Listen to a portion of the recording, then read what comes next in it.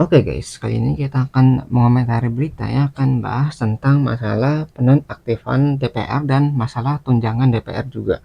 Nah, untuk mengetahui konteksnya, mari kita bersama simak beritanya. Kita mulai videonya. DPP Partai Nasdem aktifkan Saudara Ahmad Saroni dan Nafa Uba sebagai anggota DPR RI dari fraksi Partai Nasdem. DPP Partai Amanat Nasional Dinonaktifkan. memutuskan untuk menonaktifkan saudaraku Eko Hendro Purnomo dan saudaraku Surya Utama sebagai anggota DPR RI. Para pimpinan DPR menyampaikan akan dilakukan pencabutan beberapa kebijakan DPR RI, termasuk besaran tunjangan anggota DPR dan juga Kebijakannya dicabut. kunjungan kerja ke luar negeri. Sahabat Kompas TV, gelombang aksi unjuk rasa di sejumlah daerah yang menyerukan menolak kebijakan-kebijakan pemerintah yang dinilai tidak pro rakyat, seperti tunjangan fantastis dari anggota DPR, terus diselenggarakan dan digaungkan di sejumlah daerah. Tak sedikit juga anak-anak bangsa yang lantang menyuarakan tuntutan di media sosial. Salah satunya adalah Salsa Erwina yang dikenal dengan keberaniannya untuk menantang anggota DPR yang dinilai menghina rakyat. Halo Kak Salsa, kabar baik di Denmark? Halo Kak Tetonika, kabar baik, tidur nyenyak sekali Tidur semalam, nyenyak terima kasih. sekali. Kakak gimana? Luar Sebagai biasa. wartawan dan jurnalis. Salsa sebenarnya ya, karena sekarang ini dinamika kan lagi luar biasa. Pagi hari ada apa, malamnya bisa ada apa lagi gitu. Nah, Kak Salsa, Banyak kejadian. apakah tidur nyenyak malam tadi itu juga salah satunya diberikan gitu karena sudah adanya pidato dari Presiden Prabowo terkait dengan kondisi dan maraknya unjuk rasa di sejumlah daerah di Indonesia ini? Ya, menurutku mungkin itu juga ada hubungannya ya Kak, karena selama ini kan kita menantikan, gitu. Kita menantikan kata-kata, kita menantikan komitmen gitu dari pimpinan-pimpinan negara ini. Dan itu lama sekali sampai bisa akhirnya terjadi pidato presiden gitu. Dan dibandingkan dengan pidato-pidato sebelumnya yang pernah diberikan oleh Ketua DPR RI dan sekarang juga oleh Presiden, yang ini menurutku lebih ada aksi-aksi nyata. Gitu, karena sebelum-sebelumnya itu menurutku sangat normatif, Kak. Kami mendengar aspirasi rakyat, kami akan melakukan yang terbaik, kami mohon maaf gitu kan, tapi nggak jelas aksinya apa, aspirasinya apa yang didengarkan. Jadi cuma ngomong doang nih, tapi nggak ada penerapannya gitu. Cuma janji-janji doang di mulut. Tapi dalam pelaksanaannya itu kayak, wah nggak ada nih gitu. Ini mana nih buktinya gitu. Kita itu nggak cuma ingin mendengar janji-janji manis, tapi ingin bukti nyata dari apa yang diomongin tadi gitu ya. Nyata yang akan dilakukan gitu kan. Tapi ini kemarin Pak Presiden Prabowo memang sudah menyebutkan beberapa ya, kayak misalkan sudah memerintahkan partai politik untuk benar-benar memecat anggota-anggota parlemen yang menghina rakyat. Terus dia juga berkata usut tuntas dan lain sebagainya. Dia juga berkata bahwa tunjangan-tunjangan itu akan dievaluasi gitu dan akan dihapuskan. Jadi menurutku mulai nih keluar ada kata-kata yang berisi komitmen, bukan hanya normatif gitu. Ya, nah dari situ aku mulai ada kelegaan dan yang kedua juga kita juga semakin bersatu gitu ya Kak, dari pemuda-pemuda, dari banyaklah masyarakat-masyarakat di Indonesia gitu yang tadinya aku ngebuat tuntutan 12 tuntutan itu secara spontan Kak, karena aku panik melihat ya ampun ini udah mulai ada yang korban gitu kan, aku panik dan aku mulai oke kalau gitu kita harus buat tuntutan yang jelas jangan sampai ini sia-sia gitu kan, dan aku cuma diskusi di kolom komentar Kak, bayangin sama teman-teman di Indonesia gitu, dan dari feedback itu aku finalisasi lagi jadi 12 tuntutan. Nah, juga akhirnya kita udah koordinasi nih Kak, jadi nggak cuma dari beberapa Jadi gitu nggak cuma apa ya, ngomong doang kita secara nggak jelas. Jadi disatukan dalam satu forum, terus diomongin bagaimana biar rakyat itu bersatu dalam tuntutan apa ya, tuntutan-tuntutan tadi gitu. Biar pemerintah tuh tahu dia tuh maunya apa gitu. Kalau misalnya setiap orang memiliki keinginan yang berbeda kan nggak jelas jadinya. Jadi disatukan tuh dalam 12 tuntutan tadi. Ya kemarin juga udah ada influencer juga yang menyebarkan tentang 17 ditambah 8 tuntutan rakyat. Nah, kalau misalnya kalian nggak tahu, harus dicari dan kalian harus mengawasi apakah tuntutan tersebut tuh telah dilaksanakan atau belum gitu ya. Harus apa ya, terus diawasi, dipantau terus. Jangan sampai kita lengah. Kalau lengah nanti kita kecolongan lagi ya. atau 11 organisasi masyarakat, dari YLBHI gitu kan, terus dari Ya. PSHKI, dari macam-macam banget Kak gitu, yang udah kita libatkan untuk bisa konsolidasi dan menyampaikan tuntutan yang kira-kira bersama gitu Kak. Dan ini pun mungkin menurutku masih mungkin belum mewakili ya, tapi memang di saat yang genting ini susah juga Kak untuk kita bisa mengkoordinasi semua di Indonesia gitu kan untuk menciptakan tuntutan-tuntutan ini. Tapi so far responnya oke. Nah, menurutku dari karena ketiga hal tersebut, aku ngerasa lebih lega gitu. Ya, Oke. Berarti kan tadi awalnya yang dari cuma 12 tuntutan yang difinalisasi sendiri hanya lewat kolom komen ya, Kak Salsa. ya. Tapi kemudian nampaknya juga banyak diskusi dan konsolidasi tadi yang udah dilakukan juga sampai terakhir infonya adalah ada 17 plus 8 tuntutan Betul. Ya itu yang Nah, kemarin. kalau kita melihat dari pidato dari Presiden Prabowo yang sudah disampaikan kemarin, Kak Salsa, apa saja poin-poin yang sekiranya sudah bisa diceklis nih dari 17 plus 8 tuntutan rakyat itu? Ya, sebenarnya menurutku belum ada ya, Kak, karena juga waktunya kan Tuh. memang sangat mepet. Aku juga sadar dan realistis ya, maksudnya dengan waktu yang sangat mepet itu. Ya, tapi sudah ada terlihat progres. Contoh, anggota-anggota parlemen yang pernah menghina rakyat, akhirnya kan sudah diberhentikan dari partai-partai politik. Walaupun kata-katanya masih ambigu ya Kak, dinonaktifkan. Nah, tapi bukan dipecat atau Hmm. diberhentikan, tapi itu mungkin nantilah gitu, kita bisa diskusikan nanti gitu ya. Nah, Jadi itu nama kayak kata-kata politis lah. Kata-kata politis tuh kayak nggak boleh langsung ke titiknya, tapi dia tuh kayak muter-muter dulu. Ini nonaktif itu dipecat, dicabut jabatannya, atau bagaimana? Kalau masalah tentang nonaktif, apakah bisa diaktifkan kembali? Karena itu jadi pertanyaan. Kenapa dikatakannya nonaktif? Kenapa nggak dikatakan dipecat atau diberhentikan atau dicabut gitu? Ya, tapi kata-katanya itu memiliki apa ya? Perumpamaan yang unik gitu, nonaktif. Ya, kalau misalnya nonaktif berarti bisa diaktifkan kembali dong. Kalau misalnya ada sesuatu yang bisa menyebabkan anggota tersebut tuh melakukan sesuatu, misalnya kayak, oh ini dianggap udah apa ya, minta maaf nih, terus bisa diaktifkan kembali. Kan itu kan jadi pertanyaan, apakah ini benar-benar diberhentikan atau hanya sementara saja? Ya. itu dan menurutku yang harus kita rayakan sebagai masyarakat Indonesia adalah progres dan itikat baik dari pemerintah. Dan tapi kan bukan Ya. berarti adanya progres terus kita semua tidur nyenyak terus kita tidak ini ya, tidak mengawal kan, tapi kan kita kawal terus dan kita kasih Iya, tekanan terus dikawal. sampai itu bisa terjadi. Tapi progres aja menurutku harus dirayakan Kak, karena selama ini didengar aja enggak gitu. Iya, Ya. berarti memang udah terlihat sedikit secerca harapan untuk progresnya itu sudah ada ya kalau salah saya. Iya, iya. Lalu kan Presiden Prabowo itu sudah menyinggung terkait dengan akan memotong tunjangan DPR yang juga Ya, disuarakan oleh rakyat selama ini. ya. Gitu. Ada deadline-nya nggak sih, Kak? Ada. Kita Hmm. kasih deadline, jadi kita ada 2 Kak. Jadi tadi dipecah. Tadinya kan aku bikin 12 yang bisa dilaksanakan dalam 1 minggu, tapi setelah kita diskusi akhirnya kita bikin 2 deadline Kak. Ada jangka pendek yang harus Hmm. dicapai pada tanggal 5 September tengah malam dan jangka panjang yang harus dicapai pada 31 Agustus tahun depan. Gitu. Nah, tunjangan-tunjangan ini juga kita masukkan di yang jangka pendek. Bentar Kak, aku cek lagi ya. Ya, yang ya itu kita tuntut di jangka pendek gitu kan. Dan tapi gini ya Kak, yang perlu kita masyarakat ketahui, anggaran-anggaran yang tidak efisien dan efektif itu terjadi di seluruh pemerintah dan perangkat pemerintah. Jadi tidak cuma di DPR sebenarnya kan, tapi kita mulai dari DPR dulu dan ini nanti harus disahkan Kak secara undang-undang karena memang yang terjadi di Indonesia saat ini undang-undangnya ada Kak untuk mengatur ini dan sah kalau secara undang-undang. Tapi ingat seperti yang Immanuel Kant pernah katakan kan, hukum itu harus berdasarkan keadilan. Yang kita pertanyakan ini berdasarkan keadilan nggak tunjangan-tunjangan ini semua? Kalau kita rasa sih tidak ya, karena tidak merepresentasikan kondisi masyarakat saat ini. Gitu dan aku sempat berdiskusi Kak. Jadi banyak sekali Kak tunjangan-tunjangan yang masyarakat itu nggak tahu. Contoh, dulu tapi ini udah digagalkan ya. Dulu pernah ada Kak tunjangan bahwa DPR itu mereka boleh dapat asuransi kesehatan ke luar negeri. Berobatnya boleh ke luar negeri. Jadi bisa ke Oh, Singapura enak kemana-mana banget dan ya. itu bisa perawatan, bisa macam-macam. Maksudku ini untungnya udah berhasil digagalkan ya. Aku juga dapat setelah berbincang gitu dengan salah satu anggota parlemen. Jadi banyak sekali Kak itu Kak, tunjangan-tunjangan yang kita nggak tahu sebenarnya gitu. Rapat, konsumsi, seremoni. Kalau kita lihat itu kan kadang-kadang rapat ada tarian daerah, ada ini. Pokoknya seremoni gitu kan. Terus konsumsi, makan, snack dan nah perjalanan ke luar negeri pun misalkan ya Kak, itu kan sudah muncul bukti-buktinya di sosial media bagaimana mereka melakukan perjalanan ke luar negeri untuk program-program yang nggak jelas apa impact-nya gitu dan apalagi ditambah dengan sekarang kita aja bisa Zoom nih. Masa iya butuh sebenarnya gitu dengan informasi yang seperti ini. Jadi bukan cuma jadi jangan sampai fokus kita itu dihabiskan kepada tunjangan-tunjangan yang kecil-kecil hanya berapa juta kan, tapi kita mau lihat keseluruhan dan transparansi dari semua anggaran ini sebenarnya untuk apa. Jadi gitu ya. Ya, kita jangan hanya satu sisi doang, wah tunjangan yang rumah doang nih. Ternyata banyak tunjangan-tunjangan lain yang mungkin belum kesorot ke publik. Nah, kita mau kejelasan, mau transparansi, biar semuanya kebuka. Ini DPR dapat apa aja, kemana aja, terus hasilnya apa aja. Apakah ketika keluar negeri, ketika dapat studi banding, itu tuh bisa diterapkan di Indonesia. Ya, apakah apa yang dilakukan mereka kerjanya itu benar-benar bisa diterapkan? Ada hasil nyatanya nggak? Kalau misalnya nggak ada hasil nyatanya, buat apa program itu diadakan, buat apa mereka keluar negeri, buat apa mereka dapat tunjangan, buat apa mereka dapat subsidi dan sebagainya. Kalau misalnya hasilnya nggak ada gitu, dia hasilnya nggak ada, kinerjanya kosong, tapi kok mereka dapat enak-enaknya aja gitu. Itu yang jadi pertanyaan sekarang. Jadi kinerja harus sesuai dengan tunjangan atau gajinya. Kalau gajinya besar berarti hasilnya juga harus besar gitu, nggak cuma kerja doang tapi nggak ada hasilnya, ya sama aja bohong gitu. Kayak kita kerja nih cuma hasilnya nggak ada, ya buat apa kerja gitu kan. Anggaran untuk mengeluarkan undang-undang kan, untuk mereka bekerja, mengeluarkan undang-undang dan lain sebagainya. Lah RUU perampasan aset sampai sekarang udah bertahun-tahun nggak dilegalisasi kok. Jadi itu anggarannya buat apa gitu. Jadi itu Kak yang kita mau tuh transparansi besar-besaran ya. Jadi bukan cuma menghapus 1 2 itu nggak menyentuh akar dari permasalahan.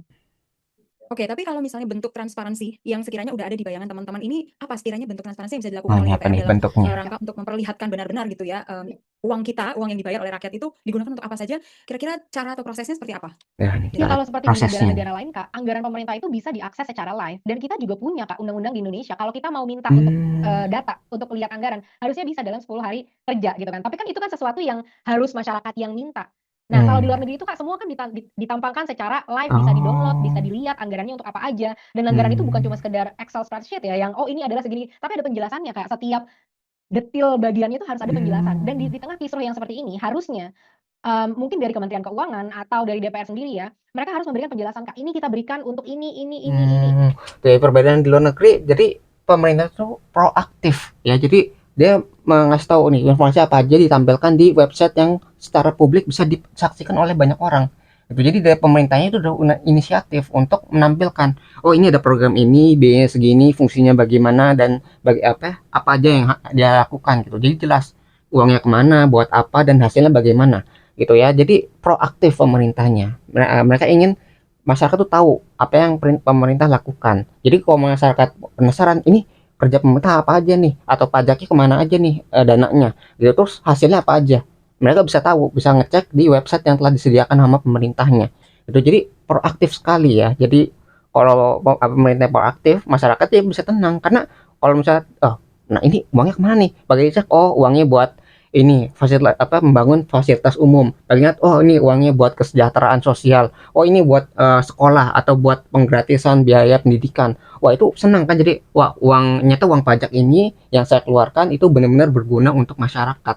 Tuh, jadi apa yang mereka keluarkan itu apa yang bisa mereka dapatkan juga di rakyat untuk rakyat ya. Itu berarti bagus pemerintahannya, sistemnya bagus. Seperti ini. Karena kemarin aku juga lumayan menyayangkan ya, ada kata-kata dari parlemen Pasha Ungu waktu itu. Sorry, Sigit siapa gitu kan, Pasha Ungu lah ya. Dia berkata bahwa ya itu semua kan ada hitung-hitungannya. Nah, hitung-hitungan siapa? Adil nggak Tuh. hitung-hitungan tersebut gitu kan? Setuju nggak rakyat dengan hitung-hitungan tersebut gitu? Jadi DPR dan pemerintah tidak bisa lagi bertingkah seperti kita ini adalah monarki gitu, di mana mereka bisa punya keputusan sendiri, mereka ngerasa di atas, mereka ngerasa apapun itu ya keputusan mereka karena mereka udah dipilih dan rakyat tidak berhak tahu gitu loh Kak. Ya, Gitu ya. Padahal namanya pemerintah tadi ya, itu abdi negara, pelayan rakyat gitu. Kok tiba-tiba pelayan rakyat bertindak sendiri? Kok pelayan rakyat ini tutup gitu? Harusnya terbuka kan. Kita harus tahu bagaimana kinerja mereka. Kok mereka bisa aja kayak membuat kebijakan langsung tanpa ada persetujuan dari rakyat, tiba-tiba punya tunjangan-tunjangan tadi, itu semuanya harus dibuka. Ya nggak cuma yang sedikit, tapi keseluruhan biar ketahuan semua dana itu kemana. Ketika ketahuan dananya kemana, kita bisa tahu apakah ada penyalahgunaan atau tidak. Itu kan bisa diteliti, jadi bisa dilihat tuh, masyarakat umum bisa menilai, badan independen mungkin bisa mengetahui bagaimana ngeceknya gitu, sehingga jelas gitu. Kalau misalnya ada yang korupsi, mereka bisa cepat juga untuk mengatasi sesuatu yang seperti ini gitu. Kalau misalnya ada yang menyalahgunakan kekuasaan atau dananya gitu kan bisa kelihatan, oh ini kok dananya tiba-tiba besar banget nih. Masyarakat bisa ngeliat, oh ini kenapa dananya sebesar ini, misalnya bisa sampai puluhan miliar, ada yang ratusan miliar. Ini kalau misalnya nggak ketahuan dananya kemana, itu kan bakal bisa diambil, bisa ditilep ya. Omongannya seperti itu. Makanya lebih baik transparan daripada nanti dicurigai oleh masyarakat banyak gitu kan. Terkait dengan penghapusan tunjangan-tunjangan untuk anggota DPR yang dirasa tidak adil bagi rakyat itu harus diputuskan dalam waktu dekat ya Kak, karena menjadi tuntutan yang dalam Iya, jangka pendek sangat gitu ya. Itu mendesak sekali. terkait dengan bersamaan dengan pidato presiden kan kemudian sebelum dan setelahnya juga dari pihak Partai Nasdem dan juga Partai PAN ya ya, sudah mengeluarkan statement kalau mereka menonaktifkan ya, kader-kadernya. Ini ada 4 kader kurang lebih, 2 dari Nasdem, 2 dari PAN yang problematik, dirasa oleh rakyat ini problematik dan dinilai menghina rakyat begitu. ya, Nah, apakah statement dari partai itu sudah cukup bagi teman-teman di pergerakan atau ya. butuh diperjelas lagi? Betul. Di kondisi yang sangat genting seperti ini, Kak, segala komunikasi itu harusnya disampaikan dengan sangat jelas dan tidak menciptakan adanya diskusi-diskusi yang tidak perlu lagi di masyarakat. Karena itu bahaya kalau ada diskusi-diskusi yang tidak perlu lagi, kesimpang siuran, menyebabkan masyarakat makin marah, makin kesal, makin murka dan lain sebagainya.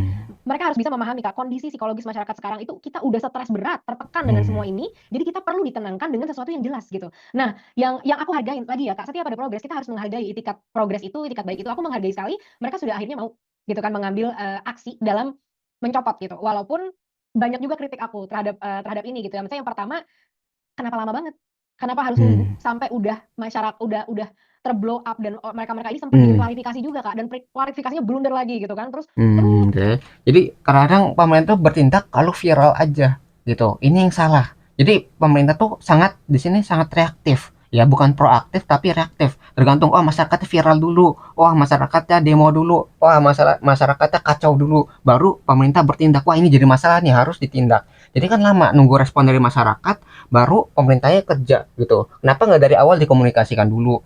kalau kayak gini misalnya, wah tunjangan 50 juta tuh cocok nggak nih buat DPR gitu, tanya ke rakyat nih, oh rakyat bilang nggak setuju gitu ya, nanti nggak ditetapkan, dibatalkan dan sebagainya. Nggak perlu nunggu kerusuhan dulu, nggak perlu viral dulu, tapi ditanya dulu nih masyarakatnya setuju atau enggak gitu kan. Jadi kalau transparansinya ada, masyarakat bisa dilibatkan dalam kebijakan tadi. Kalau misalnya masyarakat nggak setuju, bisa dibatalkan langsung, nggak perlu nunggu kerusuhan ya, nggak perlu nunggu yang hancur-hancur tadi lah, karena kalau sampai kerusuhan terjadi yang paling dirugikan itu masyarakat sendiri ya. Bayang tadi kalau misalnya rusuh itu kan banyak kerusakan, banyak apa huru-hara dan sebagainya, itu bisa merugikan masyarakatnya ya.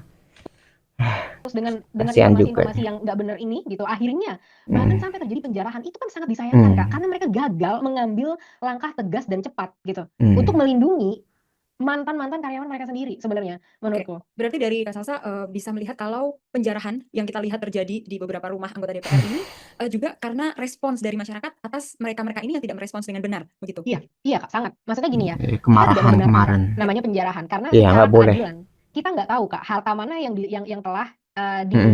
didapatkan secara legal, secara baik-baik, secara halal, harta mana yang didapatkan oleh tidak secara legal, ya kan? Masyarakat kan nggak tahu Kak. Jadi kita nggak bisa membenarkan aksi seperti ini gitu. Tapi Hmm. aku memahami, sangat memahami kenapa masyarakat sampai melakukan hal itu.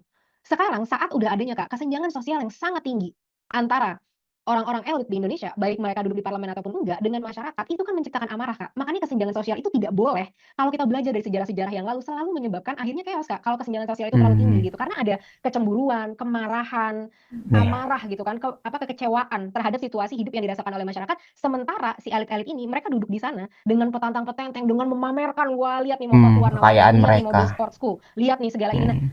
orang melihat itu kan bukannya seneng ya, Kak, tapi maksudnya malah jadi, kok bisa dia sekaya itu dan dia punya power sebesar itu, tapi kita miskin terus.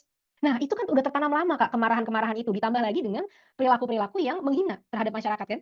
Semakin lagi Hmm. mereka marah gitu kan. Nah, di saat masyarakat berusaha mengeluarkan aspirasinya secara profesional, secara baik gitu ya, secara legal Damai. gitu ya, tidak Hmm. didengar Damai. lagi gitu. Nah, terus saat masyarakat menuntut kita mau ada RUU perampasan aset, itu kan adil, Kak. Kalau RUU perampasan aset mereka akan melihat kan, mana yang memang hartanya tidak dapat secara legal, dan Hmm. mana yang memang sebelumnya dari sebelum-sebelumnya mereka memang sudah punya, mungkin sebagai pengusaha, sebagai artis dan lain sebagainya kan. Hmm. Jadi Jadi kayak secara hukum tuh bisa dinilai ya, RUU perampasan aset tuh bisa menilai ini mana harta yang sebelum dia itu korupsi sama setelah dia korupsi. Nah yang diambil tuh yang korupsinya saja gitu kan, jadi enak gitu buat kok apa buat masyarakatnya, biar hartanya jelas tuh mana yang bisa diambil atau enggak.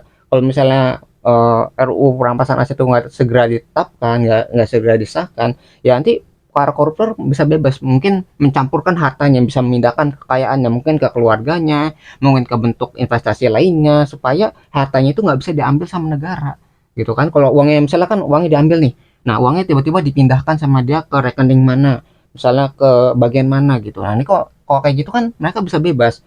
Kalau misalnya bisa bebas dan yang nggak bisa diambil ketika keluar dari penjara, ya mereka tuh masih tetap kaya gitu. Jadi negara gagal untuk mengambil harta yang telah dikorupsi tadi.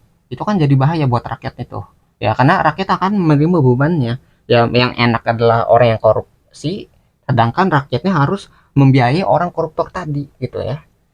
Jadi harus segera nah, jadi disahkan saat negara ya sudah gagal memberikan keadilan, RUU-nya. kepastian hukum, akhirnya dengan kemarahan tadi gitu kan, akhirnya masyarakat ngambil main hukum sendiri gitu. Nah Nah, itu itu yang bahaya sebenarnya dari juga. kemarin itu aku mencoba mengedukasi atau mencoba menyampaikan pendapat bahwa kesenjangan sosial itu bahaya.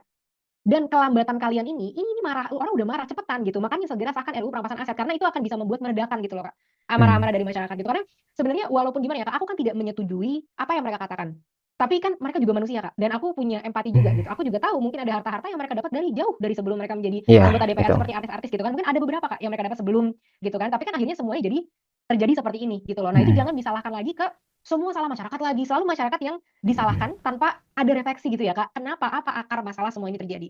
Ya, jadi kalau misalnya masalah penjarahan itu jangan pernah dilakukan, karena kita nggak tahu nih kalau kita main hukum sendiri, apakah hukum yang kita terapkan itu benar-benar adil.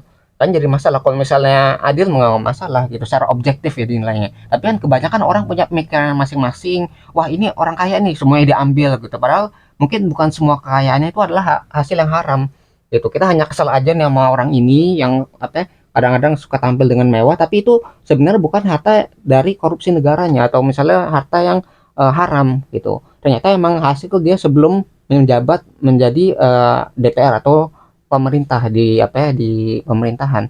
Nah, itu yang harus dihindari. Jadi jangan sampai main hakim sendiri. Kan kayak misalnya ada yang maling gitu kan, orang kan dipukulin gitu kan, kita nggak tahu apakah ketika kita mukulin itu emang adil buat si pencurinya gitu. Apakah emang harus dipukulin sampai sebegitunya atau emang dia benar kelaparan gitu. Kalau bisa ada kelaparan, kenapa dia bisa kelaparan? Harus ditelusuri gitu. Kenapa dia itu bisa mencuri? Apakah dia emang benar kelaparan atau emang niatnya emang buruk gitu. Jadi harus ada hukum yang adil. Yang maksudnya adil, kita jangan sampai main hakim sendiri, termasuk dalam penjaraan ini ya. Jadi penjaraan adalah sesuatu yang tidak bisa dibenarkan, tapi eh, kita paham gitu kenapa hal itu terjadi ya, gara-gara kesalahan tadi, kesalahan yang terbendung dan akhirnya pecah gitu gara-gara tidak pernah didengarkan apa aspirasi masyarakatnya ya.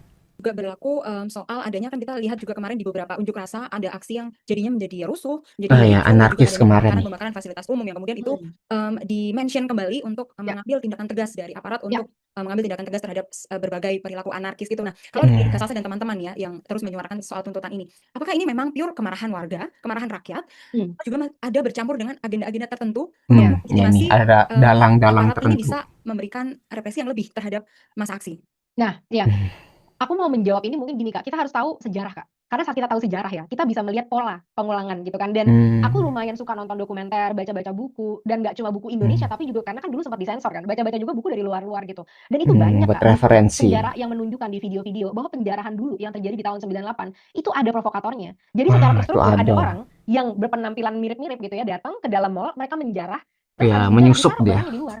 Tapi mereka sambil bilang ke massa, ayo jarah-jarah. Nah, karena masyarakatnya pada kesulitan dan kemarahan tadi itu kan mereka masuk ke dalam Kak. Begitu masuk ke dalam dikunci itu mallnya. Maksudnya kan berarti memang kita nggak bisa serta-merta menyalahkan ini pasti pemerintah atau ini pasti masyarakat gitu. Karena kalau menurutku ya Kak, secara logika gini, masyarakat kita susah ya Kak. Dan aku masih berkata begini tuh karena itu sudah ada statistiknya dari World Bank kan. 68% masyarakat Indonesia masih hidup di bawah $8 per hari. Dan itu dikatakan kalau standar dunia adalah miskin. Berarti mayoritas kita tuh masih susah gitu Kak secara ekonomi gitu. Dan Ya, itu saat standar masyarakat susah Kak, siapa sih penilaiannya. yang mau beli bensin? Duit dari mana untuk beli bensin? Apa nggak lebih baik untuk beli beras? Nggak lebih baik buat beli yang lain gitu kan? Secara survival aja itu udah nggak masuk akal Kak. Kedua, kalau mereka ngebakar fasilitas, kayak ngebakar halte, ngebakar kayak gitu kan, yang naik fasilitas siapa mereka lagi? Masa mereka mau menyulitkan diri sendiri yang sudah sulit gitu? Secara Iya, logika iya, itu nggak masuk akal Kak, logikanya di nggak kepalaku masuk gitu ya. akal. Untuk masyarakat mau menghancurkan fasilitas. Ketiga, yang kita perangkan adalah korupsi. Dengan rusaknya fasilitasi, kalau budaya pemerintahan masih korup ya Kak, berarti kan akan ini jadi bahan lagi kan untuk bisa dikorupsi gitu. Nah, Buat memperbaikinya perbaikan. apa? Dan nggak mungkin Kak. Dan Iya, ketiga alasan ini menurutku udah nggak masuk akal bisa gitu. Untuk juga masyarakat sih. mau bertindak anarkis. Tapi aku paham ada amarah yang sangat besar gitu. Nah, tapi aku juga nggak bisa bilang ini pasti pemerintah gitu loh Kak. Nah, kita nggak, nah itu yang bahaya di situ Kak. Karena kita nggak tahu ini kepentingan siapa. Mereka yang anarkis ini Siapa sudah nih di mewakili balik kepentingan siapa. Itu yang kita kerusuhan nggak pernah ini? tahu. Makanya untuk meminimalisir adanya adu domba, meminimalisir adanya amarah, pemerintah harus tegas segera menjalankan aspirasi-aspirasi. Jadi masyarakat semakin tenang, dan kalau ada provokator-provokator di luar, kita tahu itu bukan kita. Karena kita sudah sejalan dengan pemerintah gitu kan. Karena mereka sudah mau mewujudkan lah itu loh Kak. Persatuan itu lagi yang harus sebenarnya kita gandeng, dan itu cuma bisa terjadi apabila pemerintah mengambil aksi tegas dan menjalankan aspirasi-aspirasi yang kita tuntut. Ya, jadi kalau misalnya kerusuhan terjadi, ya ada misalnya tindakan anarkis. Nah, itu yang rugi itu masyarakat sendiri sebenarnya, ya sama pemerintahnya. Jadi kalau misalnya pemerintah masyarakatnya misalnya ada fasilitas umum yang dibakar, kan sulit tadi itu. Misalnya ada yang halte, misalnya stasiun atau misalnya fasilitas umum yang dibakar, yang dirusak, yang bakal merasakan dampaknya adalah masyarakat itu yang menggunakan di sekitarnya. Jadi buat apa masyarakat sekitarnya itu merusak apa yang menjadi sesuatu yang bisa dinikmati oleh mereka gitu. Jadi udah susah, kenapa dibuat makin susah? Itu kan logikanya jadi aneh gitu. Kalau misalnya dari pemerintah harus memperbaiki lagi, ya itu kan keluar biaya lagi. Jadi kalau biaya keluar lagi untuk perbaiki, nanti khawatir bisa dikorupsi kalau misalnya nggak ada pengawasan lagi gitu. Jadi itu jadi masalah karena untuk memperbaiki kan butuh biaya. Biaya dari mana? Dari pajak. Jadi udah masyarakat susah gara-gara fasilitasnya rusak, ditambah harus memperbaiki dengan uang pajak mereka. Jadi double tuh. Ya nggak dapat fasilitas nggak dapat sama harus bayar perbaikannya. Jadi double masyarakat udah rugi, makin rugi lagi. Ya, jadi itu jangan sampai anarkis kalau mau demo. Jangan membuat kerusakan fasilitas umum. Itu sampaikan aspirasi dengan baik, dengan damai sehingga pemerintah itu bisa mendengarkan gitu ya, bisa sampai aspirasi dengan baik. Tuh. kalau misalnya kemarahan masyarakat saat ini, yang kita juga nggak bisa tuding ini atas kepentingan apa dan dari siapa saja, tapi memang kemarahan masyarakat itu valid gitu ya, Kak Salsa sekarang ya. Jadi memang dibutuhkan langkah konkret dari pemerintah jelas untuk menjawab bukti tuntutan-tuntutan itu, nyata. apalagi sekarang udah dibikin sangat mudah ya Kak untuk mereka bisa mengakses langsung juga tuntutan rakyat, sebenarnya apa yang dimau sama rakyat, apa yang menjadi Betul. kepentingan utama dari rakyat dalam jangka pendek maupun jangka panjang ini. Nah, itu dari sisi pemerintah. Tapi kalau misalnya Kak Salsa bisa berikan pesan gitu ya untuk teman-teman nih yang ada pergerakan di Indonesia, teman-teman yang masih turun ke jalan hari ini juga di beberapa daerah, Ya. masih ada teman-teman yang turun ke jalan. Apa kira-kira catatan bagi kita supaya bukan untuk menutup suara kita atau untuk mengecilkan suara kita, tapi justru untuk bisa suara kita ini terdengarnya lebih jelas dan lebih lantang lagi dengan cara yang bisa masuk ke Bapak Ibu di pemerintahan ini. Ya, Ya nih. sebenarnya di sini Apa aku nggak nih punya kapasitas sarannya? untuk menasehati orang yang aksinya pun tidak aku lakukan, Kak. Mungkin aku baru bisa ngomong kalau aku memang ada di jalan dengan mereka gitu ya. Tapi dengan penuh kasih sayang, empati dan rasa cinta dan rasa bangga dan rasa salut terhadap pemuda-pemuda dan semua lapisan masyarakat yang mau pergi ke sana, aku hanya ingin mereka menjaga aja, Kak, dirinya. Jangan sampai membahayakan diri sendiri, Saling jangan jaga. sampai karena negara ini butuh mereka yang lantang-lantang seperti itu, yang peduli dengan masyarakatnya gitu kan. Dan mereka pun masih dibutuhkan keluarganya, kita butuh mereka gitu. Jadi aku cuma dengan kasih sayang, aku cuma please jaga diri aja gitu. Dan mmm, jangan sampai terprovokasi aja sih, Kak, karena yang aku takutkan itu kejadian 98 bisa berulang ya. Maksudnya ada penyerangan terhadap minoritas dan lain sebagainya. Tapi aku rasa generasi kita ini berbeda, Kak. Generasi kita ini kita lebih sensitif terhadap keadilan, kita lebih sensitif terhadap kemanusiaan, kita lebih tidak mudah dibodoh-bodohi Ya, gitu. lebih Jadi menurutku kritis. yang penting take care aja, take care dirinya aja gitu. Dan apapun yang kira-kira bisa membahayakan diri jangan lakukan gitu. Misalkan kayak tadi nih, Kak, mau menjarah gitu kan, siapa tahu itu bisa membahayakan diri karena nanti mungkin akan dikejar lagi gitu, mereka lagi yang akan masuk penjara, yang akan sulit lagi. Jadi take care aja, cuma itu, Kak, karena aku tidak berhak dan aku tidak menjalankan sebagai contoh ya, karena aku tidak di jalan gitu. Aku berbicara kan gampang gitu, maksudnya di sosial media dan lain sebagainya gitu. Mereka jauh lebih berani dibandingkan aku. Oke, berarti memang semua punya perannya masing-masing ya. Kak Salsa, Ya. teman-teman yang sampai dengan saat ini masih turun ke jalan, masih menyuarakan, pun juga ada teman-teman seperti Kak Salsa dan teman-teman lainnya dengan mungkin privilege dengan followers yang banyak, dengan teman-teman yang banyak bisa melihat postingannya begitu ya. Ada pesan nggak untuk teman-teman, mungkin sesama content creator atau sesama orang-orang pegiat sosial media, Kak Salsa? Ya, aku sebenarnya cukup terharu ya, Kak, karena kemarin itu waktu kita mau membentuk yang 17+8 tuntutan itu, tiba-tiba aku dihubungin sama Jerome Pauline dan sama banyak lagi sama Tuh. teman-teman Sama pemuda-pemuda di influencer Indonesia, ya. content creator yang lainnya gitu ya. Dan Kak, aku ini tidak lahir dari seseorang yang tadinya influencer lifestyle atau influencer. Aku bukan dari background itu gitu loh. Jadi aku tidak ada koneksi sama sekali dengan teman-teman ini gitu. Nggak kenal sama sekali gitu dengan teman-teman ini gitu ya. Tapi ternyata mereka langsung merangkul gitu, "Ayo kita sama-sama." Dan itu mereka udah teleponan selama 3 jam, Kak. Jadi aku join itu dan mereka udah Sampai 3 masukkan jam ternyata tuh. tuntutan aku di dalamnya dan mereka udah melaksanakan diskusi dan rapat dengan badan-badan dari bagian-bagian dari masyarakat yang lain gitu. Jadi aku datang itu sudah ada draft, Kak, gitu. Jadi aku cuma, "Wah gitu ya ternyata udah jadi." Cuma kita saling diskusi untuk gimana ngefinalisasinya. Mungkin Iya. kita juga berdebat juga. Berdebat tuh nggak harus berantem ya. Berdebat itu kan ada 2 opini yang berbeda Berbagi dan kita pikiran. diskusikan gitu. Kita berdebat tentang RUU perampasan aset itu harusnya jangka pendek atau jangka panjang gitu. Nah itu kalau di aku pengennya jangka pendek, tapi ada yang bilang dan lebih berpengalaman dari aku bilang kalau, "Tapi ini kayaknya susah kalau jangka pendek karena harus ada apa-apa," gitu kan. Nah itu aku kayak, "Oke oke, lebih tahu karena lebih Perencanaannya melaksanakan," lebih gitu. Nah, panjang. menurutku, animo yang seperti ini luar biasa ya, Kak. Jadi ini juga jadi aku harap perubahan di Indonesia. Jadi untuk anak-anak muda generasi ke depan, kita itu tidak disibukkan untuk ngomong-ngomong gosip artis, ngomong-ngomong Nah, kehidupan-kehidupan pribadi dan personal seseorang gitu ya, tapi kita lebih coba deh, kita lebih fokus kepada hal-hal yang bisa membangun hidup kita dan iya. membangun bangsa kita. Hidup kita Masa dulu ya, depan paling utama kita. gitu, gimana kita selamat, kita makmur, kita sejahtera dengan cara yang baik, dan nanti kalau udah makmur bantu juga bangsa kita gitu. Dan menurutku ini adalah Jadi nggak cuma hari ini ngomongin gosip-gosip apa gosip artis misalnya ada kejadian apa gitu itu kan setelah apa ya diomongin selesai kan nggak ada urusannya gitu. Jadi itu juga hidup orang lain itu nggak mempengaruhi hidup kita secara langsung. Tapi kalau masalah negara gitu ya nggak cuma sekarang tapi masa depan kita akan terpengaruh juga ya nggak cuma sekarang nanti generasi kita mungkin anak kita keturunan kita itu akan terpengaruh oleh kebijakan-kebijakan yang dibuat saat ini gitu ya mungkin 5 tahun ke depan 10 tahun ke depan itu bakal berpengaruh. Makanya kita harus kalau mau berubah dari sekarang jangan nunda lagi. Kalau misalnya nunda sampai kapan kita mau dibohongi, sampai kapan kita mau ditipu dengan janji-janji manis oleh pemerintah yang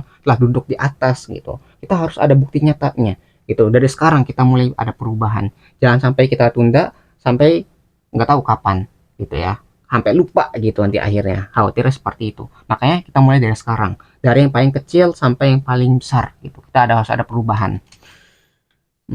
pengamatan aku sebelum-sebelumnya yang ngelihat beberapa konten di Indonesia gitu, banyak sekali yang memamerkan kehidupan kelas atas gitu. Kayak, wah gitu kan, yang mewah, yang serba wah, yang serba dan menurutku itu nggak realistis, Kak. Karena masyarakat kita tidak hidup dengan cara yang seperti itu gitu loh. Dan Ya, lebih budaya yang sosial media kesederhanaan. tawarkan seperti itu budaya yang membibitkan akhirnya korupsi-korupsi yang ada di Indonesia. Kenapa? Karena orang semua pengen kaya dan pengen kaya ini Iya secara itu. membabi buta. dan nggak peduli gimana caranya pengen kaya. Yang penting keren itu adalah dengan kaya, dengan bergaya, dengan hidup yang kayak gitu loh. Jadi Ya kita menampilkan berikan ya. mengikis Kak, namanya nilai-nilai moral-moral yang sebenarnya kalau hidup kita mau damai itu ya moralnya baik. Gitu. Jadi karena banyak orang yang menampilkan, jadi kayak mencontohkan nih, wah kalau saya kaya nih bisa beli mobil ini, bisa beli tas ini, bisa beli HP ini, bisa jalan-jalan ke luar negeri, bisa jajan kemana-mana sesuai dengan keinginan mereka gitu. Padahal mungkin nggak semua orang tuh bisa kaya seperti itu, tapi gara-gara contoh tersebut ya, ada orang kaya yang benar-benar kaya banget gitu, orang kan jadi iri tuh, oh kenapa saya nggak bisa seperti dia gitu. Lalu dia menggunakan cara yang tadi yang kurang baik, misalnya kayak korupsi, itu kan kayaknya instan gitu, bisa sampai dapat miliaran, mungkin ratusan miliar, ada yang mungkin sampai triliunan gitu. Jadi korupsi itu mungkin cara tercepat untuk mencapai apa yang mereka idam-idamkan, padahal itu bukan cara yang baik. Jadi gara-gara contoh-contoh yang kurang baik, mereka menempuh proses yang tidak baik juga seperti korupsi gitu. Jadi jangan sampai ada contoh-contoh yang kurang baik seperti memamerkan kekayaan gitu, sehingga orang-orang tuh iri dan ingin sampai ke sana dengan cara yang instan seperti cara yang tadi ya, dengan korupsi gitu, dengan penyalahgunaan dana dan sebagainya gitu. Jadi jangan sampai ada contoh-contoh seperti itu, tampilkanlah kesederhanaan dan budaya Indonesia yang sebenarnya gitu. Jadi bukan budaya yang hedon-hedon, yang menampilkan kekayaan dan sebagainya, sehingga orang tuh banyak yang iri. Dimana orang tuh apa ya, sedang susah sekarang, ditampilkan sesuatu yang seperti itu ya, kekayaan-kekayaan tadi membuat orang tuh banyak yang iri dan sakit hati juga. Kenapa mereka tidak bisa merasakan kekayaan tersebut? Padahal kan itu uang rakyat misalnya. Kenapa rakyat tidak bisa menerima manfaatnya? Ya. Lihat sendiri Kak, bagaimana turbulensi hidup mereka karena moral itu tuh itu guideline yang bisa kita jalankan untuk menjalankan hidup yang tenang, yang baik, yang penuh cinta, yang damai. Nah, aku harap ke depannya budaya ini juga perlahan berubah Kak. Gitu. Jadi itu mungkin Ya, budaya apresiasi juga. terhadap konten-konten creator, bagian-bagian dari masyarakat juga sedikit kritik Kak tentang apa yang selama ini sudah jadi budaya konten creator di Indonesia gitu. Karena Ya. itu kan udah terbentuk ya Kak, sepertinya konstruksi di sosialnya itu sudah terbentuk bagi masyarakat, kok ternyata lebih asik memperlihatkan hal-hal yang kita nggak bisa gapai gitu di masyarakat Ya itu. itu. Nah, dan memang kita kita sendiri sekarang udah mulai melihat ya Kak, bagaimana content creator saat akhirnya meng-call out ada individu ataupun institusi itu cenderung lebih gampang didengar oleh pihak terkait begitu ya. Ya. Terakhir aku lihat di postingan Kak Salsa terakhir meng-call out PDIP. Ya. Apa yang mau ditegaskan Kak Salsa? Karena mereka ini paling lambat ya. Maksudnya partai-partai yang lain kan sudah menonaktifkan. Pagi ini juga tadi aku bangun tidur baca berita Golkar pun sudah tuh Kak menonaktifkan. Aku lupa namanya nanti mungkin bisa dipotong ya, tapi Golkar sudah menonaktifkan dan PDIP ini udah beberapa hari paling lambat mereka dalam bertindak tegas gitu ya terhadap anggota-anggota parlemen. Dan aku harap gini loh, nggak perlu kan anggota parlemennya itu harus kita naikkan lagi satu persatu. Karena aku juga punya kekhawatiran Kak. Aku takut kalau aku menaikkan nama tertentu, padahal ada kemarin tuh yang udah dikritik dan nantang tuh ada, tapi aku nggak naikin karena aku takut keselamatannya dia gitu loh. Aku takut melindungi keselamatannya dia, takutnya nanti masyarakat marah dan lain sebagainya, dia dapat impact yang nggak baik. Nah, tapi akunya sudah menahan berdasarkan moralku, kok ini yang harusnya punya kekuasaan dan harusnya merasa paling malu, malah paling lambat. Gitu. Dan menurutku ini juga untuk yang partai-partai lain ya, kalian juga harus ngelihat itu di sosial media siapa aja yang namanya disebut-sebut oleh masyarakat. Karena banyak misalkan dari PDIP itu kalau nggak salah ada ibu kerudung merah gitu. Aku lupa namanya siapa gitu kan, atau ada juga yang siapa tuh anggota DPR yang paling muda, siapa namanya yang dia bilang nggak usah ya demo-demo, yang penting kita berdiskusi aja. Sekarang dia mana? Ada diskusinya, gitu kan? Nah, banyak tuh Kak yang itu, dan itu kan nggak perlu dong harus kita up satu-satu karena aku tidak mau membahayakan mereka gitu loh Kak. Tapi harusnya partai itu bertindak proaktif dan nggak harus diamuk dulu sama masyarakat baru mereka ngambil tindakan gitu. Tapi oke lah, mungkin PDIP punya pertimbangan sendiri Kak yang kita nggak tahu apa pertimbangan itu. Tapi aku akan kejar sampai orang-orang ini dipecat. Dan PDIP, kalian itu sedang mempertaruhkan elektabilitas kalian di tahun 2029. Semakin kalian nggak tegas, semakin lama kalian ngambil aksi, itu kepercayaan masyarakat akan semakin terus menurun. Apalagi sekarang ketua DPR itu kan dari PDIP kan. Dan pidato-pidato yang diberikan oleh ketua DPR itu sangat disayangkan, sangat normatif, sangat nggak jelas, sangat ngawang gitu kan. Iya saya mendengar saya ini, tapi nggak ada konkret aksi nyata gitu. Dan ini masih terlihat juga nih di partainya, masih nggak ada konkret aksi nyata gitu. Jadi aku harap selesaikan, ambil langkah tegas. Dan menurutku PDIP masih punya kesempatan Kak. Maksudnya masih punya kesempatan. Yang kemarin-kemarin ini banyak yang blunder nih. Blunder dalam artian tidak jelas. Apa arti dinonaktifkan? Karena kan itu muncul banyak pertanyaan dari masyarakat kan. Apakah masih dapat gaji? Apakah masih ini? Apakah nggak aktif di DPR atau juga di partai politik? Nah, PDIP kita nggak harus jadi yang paling cepat ya. Karena kadang-kadang bagus untuk kita observasi dulu situasi terus kita ambil yang paling bagus gitu kan. Nah, mungkin aku harap kemunculan mereka ini yang paling bagus dengan cara mungkin memecat lebih banyak yang nggak kredibel, dengan cara mungkin lebih proaktif. Jadi bukan cuma nama-nama yang disebut rakyat tapi mereka lihat sendiri evaluasinya gitu kan. Dan juga dengan cara komunikasi yang sangat jelas, transparan, yang tolong dipikirkan apakah ini akan ada pertanyaan dari masyarakat, kalau iya jawab gitu. Itu sih Kak menurut, karena ini banyak banget yang sangat apa ya, ngambang gitu pernyataan. Jadi gitu. Kalau misalnya masalah partai politik itu taruhannya adalah suara mereka. Jadi suara itu bakal jadi taruhannya. Kalau misalnya tuh, ini partai politiknya kok nggak bertindak cepat, kok nggak menenangkan rakyat, kok nggak ada bukti nyatanya, sehingga masyarakat akan bertanya, ini benar partai yang mewakili rakyat atau tidak gitu. Kalau misalnya partai ini tidak mewakili rakyat, buat apa dipilih? Kan jadi pertanyaan kayak gitu. Jadi wah kedepannya nanti wah nggak usah milih partai itu lagi lah. Buat apa milih partai itu? Karena partai itu tidak mewakili suara rakyat, tidak mendengar suara rakyat gitu, tidak apa ya, menghadirkan rakyat itu di sana gitu. Jadi buat apa rakyat memilih partai yang tidak mewakili rakyat? Ya udah cari partai aja yang cepat geraknya, ada bukti nyatanya dan emang jujur gitu ya. Maksudnya kayak nggak banyak orang yang korupsi atau menghindari korupsi sama sekali gitu. Harus didata nanti partai apa aja nih, korupsinya apa aja yang telah mereka lakukan, siapa anggotanya, itu harus ketahuan. Karena kalau misalnya nggak disembunyi-sembunyikan, kadang-kadang kan ada tuh, ada yang udah korupsi tapi tetap kepilih kembali untuk mewakili partainya. Itu kan salah, orang udah berbuat salah tapi tetap dipilih untuk mewakili suaranya gitu kan, jadi aneh ya. Jadi kita kayak memilih penjahat untuk menjabat, kan salah itu. Kalau misalnya udah ada catatan buruk ya, kita aja nih ya untuk SCK itu kadang-kadang kerja itu harus dicatat apakah ini emang orang yang baik atau ada catatan kriminal atau tidak gitu. Kenapa itu nggak bisa diterapkan sama penjabat kita gitu? Kita aja yang mau nyari kerja ya susah gitu ya, untuk dicatat apa aja tuh sejarah kita tuh, apakah ada kejahatan atau tidak, apa kok penjabat kenapa nggak kayak gitu juga? Kalau misalnya mereka pernah melakukan kesalahan, korupsi dan sebagainya, harusnya nggak boleh dipilih kembali ya. Karena kalau misalnya mereka udah sekali melakukan, mungkin mereka belajar, jadi mereka lebih profesional untuk melakukan korupsi lagi gitu ya. Jadi lebih hati-hati lagi dan lebih tertutup, sehingga mereka lebih banyak merugikan negara bukannya malah membantu negara. Itu yang jadi masalah ya. Pemeriksaan sama pengawasan harus diberlakukan lebih ketat lagi untuk para pejabat kita, termasuk partai politiknya juga. Seperti aku kutip dari yang dibilang sama Kak Salsa juga adalah save the best for the last. Jadi kita berharapnya memang benar-benar yang terakhir nantinya bisa memberikan gebrakannya yang luar biasa yang seperti apa yang Ya, kita semoga harapkan gitu seperti ya. yang itu rakyat ya. standing applause kan, wah gila nih. Maksudnya Iya. itu kan untuk kepentingan mereka sendiri gitu kan. Hmm. Iya. Oke, berarti kita cuma bisa menunggu nih ya, Kak Salsa, dalam beberapa hari ke depan, Iya. apakah nanti ada mungkin partai-partai politik lain juga yang Iya. ikut mengambil langkah untuk benar-benar tegas gitu terhadap kader-kadernya, mungkin juga Ya, apply mau untuk bahas seperti kompeten itu sama rakyat. ya. Terakhir, Kak Salsa, apakah sudah ada dari Kak Salsa dan teman-teman yang lain, apakah udah ada mendapat undangan untuk berdialog langsung mungkin dengan Nah, ini istana gimana? ataupun Ada dari diskusi pihak lagi DPR? nggak nih? Kalau dari aku sendiri belum ya Kak, karena mungkin juga mungkin apa jarak jauh apa gimana dan lain sebagainya. Oh Tapi iya. kalau aku sih nggak masalah ya Kak, aku nggak menuntut suaraku lah yang terbesar, enggak. Maksudnya tuntutan kan sudah disampaikan. Siapapun yang mau berbicara tentang tuntutan itu sudah bisa merepresentasikan gitu loh Kak. Dan tadi pagi juga aku Iya, cek sama teman-teman mewakili yang lain lah. yang kita bersama-sama buat tuntutan, belum ada juga yang ternyata diundang gitu untuk berdialog. Jadi apakah mungkin sedang direncanakan pelaksanaannya atau gimana kita nggak tahu, tapi semoga secepat mungkin. Dan aku harap pemerintah akan bisa sangat selektif memilih orang-orang yang akan dimasukkan ke dialog itu. Maksudnya selektif itu gini, orang-orang yang punya latar belakang yang tepat, yang punya kredibilitas yang tepat. Maksudnya mungkin udah ada profesional sebelumnya, mereka secara berpendidikan itu tahu isu yang sedang terjadi, punya kepedulian dan empati yang sama gitu. Jangan sampai yang diundang itu adalah orang-orang itu lagi gitu. Nah, itu Gitu. jadi Jadi masalah. pemerintah ini harus benar-benar Kak saat ini mengubah mindset sih. Ya gimana? Ini Kak yang terjadi kalau sudah dikritik begitu lama tidak bisa berubah, sesuatu saat akan ditampar gitu kan. Memang seperti itu. Kalau kita dikasih pelajaran kita nggak berubah, lama-lama dijatuhin sama kehidupan kan. Nah, mereka sudah ada di titik ini. Jadi mereka harus mengubah segala cara-cara pendekatan mereka dalam menyelesaikan masalah gitu. Nah, dengan cara coba deh didengar, dilihat di sosial media siapa orang-orang yang kira-kira memang mewakili masyarakat. Dilihat juga itu. siapa selama ini aktivis-aktivis yang sangat kredibel, siapa yang berpendidikan yang bisa, siapa yang punya profesionalisme yang bisa diajak untuk berdialog itu sendiri gitu ya Kak. Dan Ya, mewakili suara kita semua lah. mata bertuju sekarang kepada pemerintahan. Jadi langkah-langkah yang tidak sensitif, langkah-langkah yang tidak tepat sasaran, wah itu bisa menggoyahkan negara kita Kak setelah ini gitu. Ya. Gitu. Ya, jadi nggak masalah nih dari Mbaknya sendiri, walaupun nggak diundang nggak masalah. Yang penting idenya itu sampai. Ya, idenya bisa tersampaikan dengan baik sehingga masyarakat tuh bisa menerima hasilnya. Gitu. Jadi Mbak ini emang nggak benar-benar kayak harus datang nih, harus tampil nih gitu. Jadi emang nggak memprioritaskan apa namanya popularitas dia gitu. Jadi emang benar-benar untuk rakyat ini ya.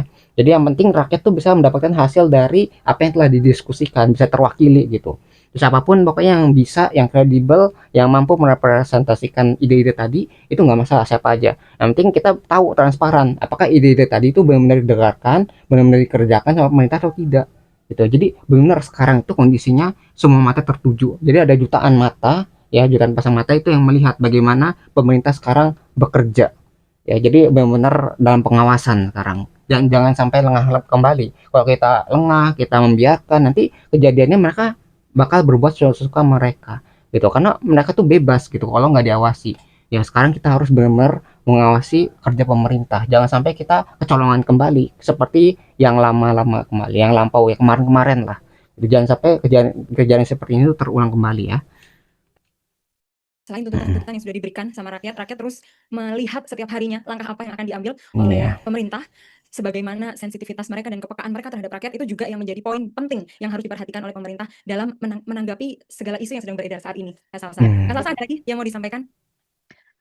Udah sih Kak, aku harap semoga tuntutan sudah keluar, mereka punya deadline, Ya. gitu kapan, dan saat ini pemerintah, kalian sudah tidak bisa lari lagi. Hmm. Udah usaha mau kayak gimana, mungkin juga bukan dari kalian, kita nggak tahu ya, tapi usaha untuk Ya. Bahkan yang kemarin lari ke luar negeri pun kejebak juga. Maksudnya banyak orang yang mengawasi karena orang Indonesia tuh nggak cuma di dalam Indonesia saja, tapi kan ada yang keluar negeri, ada yang kerja, ada yang kuliah dan sebagainya. Jadi tersebar tuh di luar negeri. Ketika ada orang yang kabur ke luar negeri, itu biasanya ketahuan. Wah ini orang ini nih kabur ke luar negeri, ada di kota mana, lagi perjalanan kemana gitu. Jadi ada yang kayak intel gitu. Jadi benar-benar BIN ya, Badan Intelijen Netizen. Jadi benar-benar orang tuh mengawasi. Oh ini pemerintah ini geraknya kemana nih? Apakah mereka mau kabur ke luar negeri atau tidak? Atau sedang mengerjakan apa? Gitu. Jadi benar-benar diawasi sekarang ya. Jadi jangan sampai lengah kembali, jangan sampai kecolongan kembali. Kita tidak boleh selalu ditipu. Kita ingin bukti nyata dari pemerintah yang telah berjanji untuk menyejahterakan rakyatnya. Jangan sampai kita kecolongan kembali. Itu yang penting ya. gitu kan, untuk bilang kita semua harus berhenti berbicara dan lain sebagainya. Itu usaha yang sia-sia. Nggak usah menghabiskan energi di tempat-tempat yang tidak tepat gitu. Jadi habiskanlah energi sebisa mungkin dari gaji-gaji kalian yang selangit itu, dari fasilitas-fasilitas kalian yang luar biasa itu gitu kan. Buktikan bahwa kalian masih bisa bekerja. Buktikan bahwa kalian masih bisa pantas dipercaya oleh rakyat, karena rakyat sudah dikecewakan lama ya Kak. Nah, ini udah dikasih deadline yang gitu kan, yang udah bersatu rakyatnya. Buktikan itu semua. Itu sih saranku, dan jangan lagi cari kambing hitam gitu. Maksudnya kayaknya lempar tanggung ini jawab. semua terjadi yang salah karena siapa? Yang salah karena ini, yang salah karena ini, yang salah karena ini. Nyalah-nyalahin Cari gitu ya. hitam. Cari akar masalah. Dan kalau kalian tidak buruk muka cermin dibelah, akar masalah itu adalah semua dari kalian sendiri. Jadi lihat itu apa akar masalahnya, perbaiki. Gitu. Itu aja sih Kak. Ya, lebih ke kita terus arah kawal bersama ya, introspeksi. Kak Salsa, walaupun Kak Salsa jauh di sana, tapi sepertinya terus masih aktif begitu ya untuk mengikuti apa yang terjadi di Indonesia saat ini. Kita sama-sama terus berharap akan ada benar-benar penyelesaian yang terbaik dari Ya pemerintah mudah-mudahan kepada seperti rakyat itu ya untuk terus hasilnya. menaikkan asas keadilan itu bagi masyarakat yang sekarang ini terus digaung-gaungkan oleh rakyat. Dan yang menjadi catatan juga, tidak ada rakyat yang menginginkan kerusuhan, tidak ada rakyat yang menginginkan kesusahan di tengah kondisi kita saat ini. Iya, Pastikan juga benar seperti sekali. yang sedang digaungkan di media sosial saat ini, warga jaga warga, sipil jaga sipil, Iya, semuanya itu. kita mau sama-sama menjaga Saling menjaga ya. yang terbaik bagi Indonesia saat ini. Betul. Ya, terima kasih. Ya, Kak Tesalonika, satu lagi aku mau sampaikan, aku terima kasih sekali sangat amat terhadap Kompas TV dan Kakak dan teman-teman jurnalis lainnya yang sudah benar-benar independen, jujur, terpercaya ya di tengah situasi seperti ini, di tengah banyaknya media dibungkam, kalian masih tetap berpegang teguh terhadap prinsip jurnalisme, dan itu aku ngomongnya merinding ya, dan sangat kayak terharu dan salut banget sama Kompas TV. Lanjutkan Kak, good work-nya. Yes, terima kasih banyak Kak Salsa untuk apresiasinya ya, juga apresiasi tinggi-tingginya juga untuk seluruh teman-teman wartawan yang ada di seluruh Indonesia yang masih terus ikut menyuarakan, meliput, bahkan sampai ikut ke jalan sampai juga kita untuk dibungkam. terus memperlihatkan apa yang sebenarnya menjadi tuntutan dari masyarakat ini, termasuk juga teman-teman yang mungkin sekarang ada di luar negeri juga seperti Kak Salsa yang lainnya, tapi terus ikut bersuara juga untuk menggaungkan apa yang sedang terjadi di Indonesia saat ini. Terima kasih sekali lagi Kak Salsa untuk waktunya bersama Kompas TV. Kita terus kawal nantinya seperti apa tuntutan dari rakyat ini akan dipenuhi oleh pemerintah. Ya, itu yang bisa kita pelajari dari berita ini ya. Jadi kita harus terus mengawal kasus ini, jangan sampai kita lengah, jangan sampai kita tidak waspada. Karena kalau kita lengah, kita mengabaikan, nanti hasilnya akan sama seperti yang kemarin-kemarin. Udah ngomong doang tapi nggak dilakukan. Tapi sekarang ya udah pecah nih, udah bendungannya udah pecah dan banyak terjadi demo di mana-mana. Semua daerah lah, banyak daerah yang melakukan hal seperti ini. Kalau misalnya pemerintah tidak mau dan tidak mau ini ya, menggubris atau mendengarkan masyarakat, maka mungkin masyarakat akan tadi ya benar-benar menurunkan para DPR ini atau para pemerintah ini yang kerjanya tidak bagus, yang ada kinerjanya. Karena tadi ya mereka udah digaji dari masyarakat udah menggaji mereka, ya pendapatan mereka itu emang dapat dari pajak kita kan. Nah kalau misalnya kita tidak mendapatkan sesuatu dari pajak tersebut, lalu buat apa pajak itu diberikan ya subsidi tadi, tunjangan tadi, itu kalau nggak ada fungsinya mending ditiadakan sama sekali. Jadi benar-benar transparan. Buat apa itu gajinya? Kalau gaji gak bermanfaat, buat apa diberikan? Ya, kalau misalnya gini, mereka dapat tunjangan besar, oke, misalnya 1 sampai 100 juta ya per bulan. Nah, kalau masyarakatnya bisa mendapat manfaat dari 100 juta tersebut, maka nggak masalah. Misalnya, wah dari 100 juta tersebut ada peraturan yang benar-benar menguntungkan rakyat.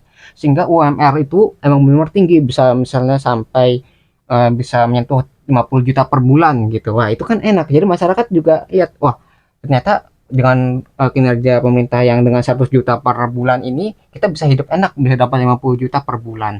Ya gitu. Jadi harus ada apa ya? Kesetaraan gitu. Jangan sampai kesenjangan itu sangat jauh sehingga si DPR atau pemerintah ini itu tidak bisa merasakan apa yang dirasakan oleh rakyatnya sendiri. Jadi benar-benar apa ya, jaraknya harus di selisihnya itu harus di apa ya, didekatkan supaya mereka bisa merasakan apa yang rakyat rasakan. Jadi kalau mau didekatkan misalnya jadi 2 kali atau jangan sampai 3 kali UMR daerahnya. Misalnya UMR-nya 3 juta, berarti jangan sampai gajinya tuh lebih dari 10 juta misalnya seperti itu, supaya si DPR ini bisa merasakan atau pemerintah lainnya lah yang uh, memiliki jabatan untuk merasakan apa yang dirasakan oleh rakyatnya. Nah itu ya, jadi jangan sampai gapnya itu terlalu besar. Ya mungkin itu ya yang bisa kita pelajari dari berita ini. Kalau misalkan tertarik dengan sumber videonya, link sudah saya cantumkan di deskripsi video. Nah mungkin sekian yang bisa saya sampaikan, semoga video bisa bermanfaat. Kurang lebih mohon maaf, kita ketemu lagi di pembahasan selanjutnya. Insya Allah.